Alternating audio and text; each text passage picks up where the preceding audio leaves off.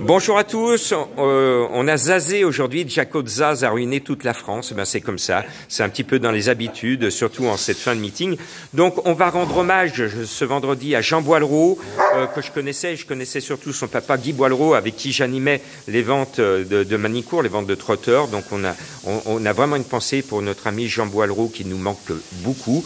Et c'est en direct des écuries de Ludovic Pelletier que je fais cette vidéo pour vous avec Camaro. Vous allez peut-être apercevoir derrière moi pendant cette vidéo, avec cette belle aventure d'écurie de groupe avec Quirinus de Vry et Camaro de Joude.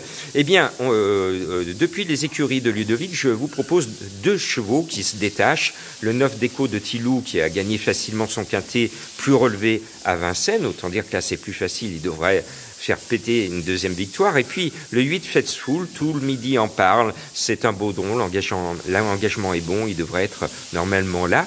Il n'y a pas de certitude en ce moment, cette fin de meeting. Le 4, Eagle AS, ben c'est la meilleure chance des trois mousquetaires Hench. Il est en mode course, il est au premier poteau, il est au top, moi j'y crois. C'est le danger pour mes deux favoris. Et puis, j'ai un petit coup de cœur pour le 5, Speedy Face.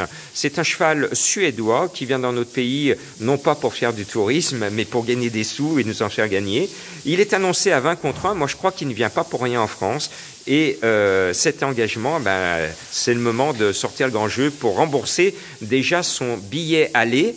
Et après, il faudra qu'il rembourse son billet au retour dans son pays. Même remarque pour Velvet Joe, le 11, qui vient d'Italie. Les Italiens viennent beaucoup. En plus, Cagnes-sur-Mer, c'est plus proche de leur base italienne. Le cheval est bien. Bon, il est décevant actuellement, mais lui aussi, il a besoin de rembourser son avoine. Donc ce 11, je pense qu'il va faire une bonne performance. Devant, on va mettre le 7 Élan Baroque avec Loris Garcia, que l'on connaît bien dans notre région lyonnaise. Le cheval est bien un petit peu limité pour ambitionner la victoire, mais la 5e place lui est promise, à lui de venir la choper sur le poteau. Et puis, Madame Colombo, pour ce quintet de jeudi, m'avait donné son cheval au dernier moment. J'avais déjà tout plié, j'avais déjà fait tous mes pronos. Et elle m'a mis Carioca, elle a encore dansé la Carioca, qui fait la surprise, 2e. Et bien cette fois, elle me l'a donné plus tôt. Et le cheval de Madame Colombo, c'est le 6 Filou l'Auvergnat, qui est décevant. Mais dans ces courses classiques de sa jeunesse, eh ben, c'est un soleil. S'il se rappelle qu'il était un bon cheval qui courait les classiques quand il était jeune, la même génération de Festin Bourbon, ben là, il a un peu déclassé au premier poteau, mais actuellement, il trotte un peu à côté de ses sabots. Mais je fais confiance à Madame Colombo, qui nous a mis ce numéro 6. Et je termine avec Esprit Mystique, qui a pulvérisé le peloton dans le prix de la Côte d'Azur, le gros quintet, le plus gros quintet de Cagnes-sur-Mer.